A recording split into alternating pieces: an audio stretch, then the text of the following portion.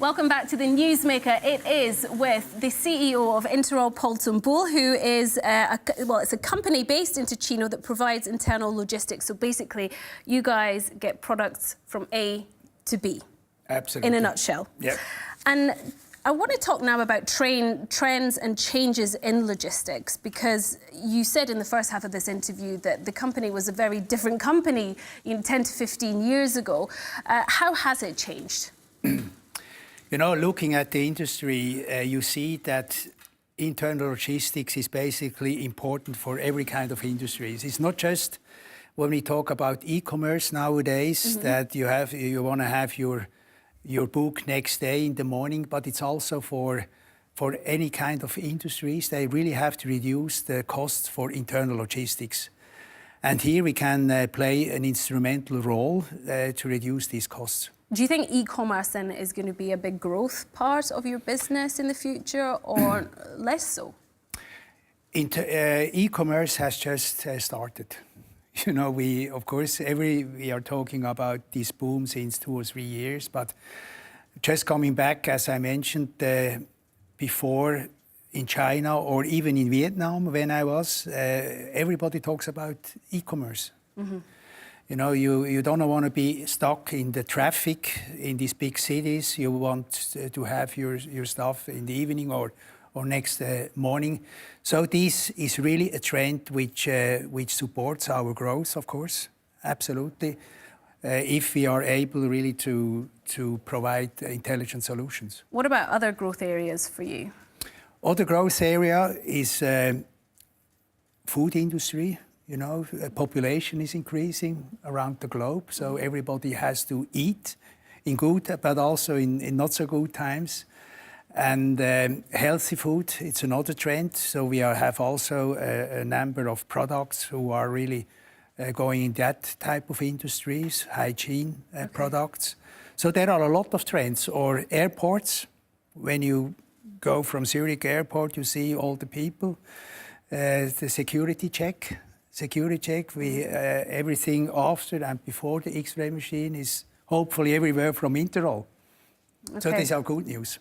So how then do you stay on top of trends? I mean, you said in the first part of the interview that when you're talking about China especially and competition around the world, you always have to stay 2 steps ahead. How do you do that? You know, we just talk about the industries. It's good to see and to be in the industry which is growing. But that's only half of the success. You have to make advantage all of these trends. And that means you have to be better in innovation. And innovation, really, what you just said, we have to be at least 2 steps ahead. And how do you see the next innovation coming? How do you see the next big trend coming? Everybody talks about digitalization. We started already 10 years ago by connecting our internal processes. Now next week next week I will be in Stuttgart, Germany, where we have a very important show, the most important one in the world for internal logistics, where we will present the complete new generation of DC platform. That means products which are really much intelligent than before. So when you have a parcel on a conveyor, we have now a technology where you can really weight the parcel, you can measure the speed, even the temperature. So all these things are important for the future to have a higher efficiency in the logistical chain. And these are things which we are really much ahead of our competition. Why do you think that is? Because with our 32 companies globally, we are constantly, every day, 365 days, 24 hours. We know exactly what's going on around. Now our Asian colleagues are sleeping, whereas the US colleagues are getting up now in the morning. So we are constantly in contact with the requirements and also with the challenges of the market. And my job is really to bring all this experience and challenges together and work on global platforms, which our more local-oriented competitors cannot do so. Okay, well, tell me more about the infrastructure behind what you do? How does this all feed into the world that we live in? You know, we are a Swiss-based company, and our roots and our thinking is basically also Swiss. You know, maybe it's boring, maybe to say quality and reliability, but it's not, because the more you are growing, the more it's getting a challenge. Not just to have a prototype ready, but also delivering products in every corner of the world have every time the same quality. But basically, we have a very decentralized structure. We have a production in all over the world. But we have global platforms, and the global platforms, to make a long story short, it's like a Lego system. Everything plugs together. Everything is very easy to install, and that's one of our big advantages. So you kind of easily plug into global supply chains around the world? Absolutely. Also even for global customers, but also for local customers. Local customer, just remember a visit in Vietnam a couple of weeks ago. We visited a customer who is only in Vietnam, but he enjoyed to have somebody who is really bringing me the global and the state-of-the-art technology at a reasonable price. How much does Interroll spend on research and innovation? It's about between 3 and 8%. Do you think that's enough? Do you think you spend enough on that? I think the percentage of your sales revenue to spend research and development, you cannot just say the more I spend, the better I am. You have to spend it in a smart way, in a more intelligent way. And every company, even as a middle-sized company, we are not like BMW or GE. We have also to limit our resources, also the financial resources, and have the best impact when we spend. And that's, I think, my challenge to do so, because ideas are not missing. Before we move on to the deal with Formula One, has Interroll ever seen tough times? When I remember the times in 2008, October, and I have been asked, Paul, what is your forecast? I said, everything is running great, no problem. Then, exactly 10 years ago, February 2009, from one to the other day, we had a drop of our sales of around 30%. That was a shock, because I never experienced that as a CEO, as a CEO also from Interroll. But I can tell you, I learned that much. I cannot say I'm so grateful at the end of the day. We managed the year 2009 still at a reasonable level, almost 10% EBITDA, which is reasonable.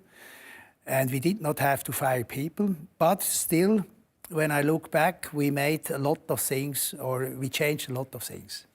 First, our global setup is different.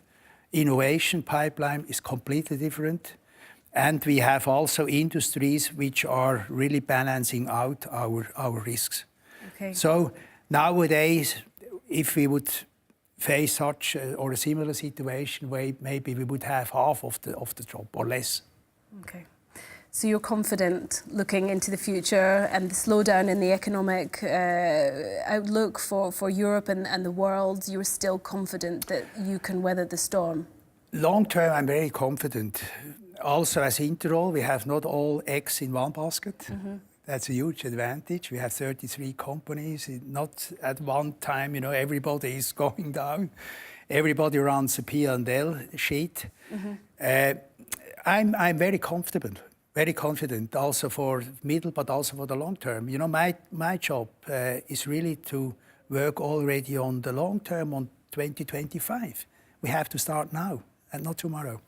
Let's talk about Formula One. You have a deal with the Swiss Sauber racing team, which has been going on since 2012, but you've kind of strengthened your ties. What do you actually do? How do you work together? Maybe just a short look back. Why did he came across to this cooperation?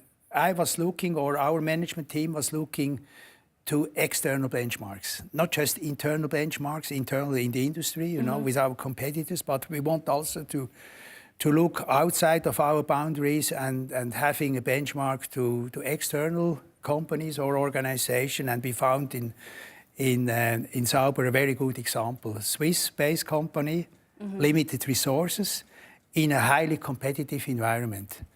And that led us to a cooperation where we really exchange also technology things, maybe in another industry, but the topics, the issues are the same.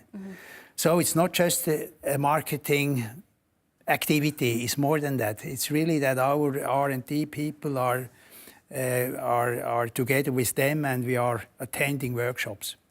I mean, isn't Formula One, though, I mean, it's when you have something like Formula E coming along, is Formula One a brand or a kind of industry that you want to continue a partnership with, considering the fact that, you know, Formula E, the electric mobility, is much cleaner, is much more future thinking, perhaps? I think in terms of environment, also Formula One is doing a lot. And what is really nice in the Formula One are a lot of things, you know, just to change a tire, maybe in a fractions of seconds. We also change our tools, maybe in minutes. But on how you do this and how you train the people are very similar. So we are learning really from the best in maybe in another discipline, but in the way of thinking. Formula E, let's see what the future shows us. And you yourself are actually a fan of motorsport. I'm also a fan of motorsport, of course. Is that why Interroll was interested as well? Perhaps, no, I'm basically I'm a businessman, but originally I'm a mechanical engineer, so I have a flair for technology and best of the art. Yes, technology like Formula One. Okay. Well, thank you very much indeed, Paul Zumbühl from Interroll, for joining us.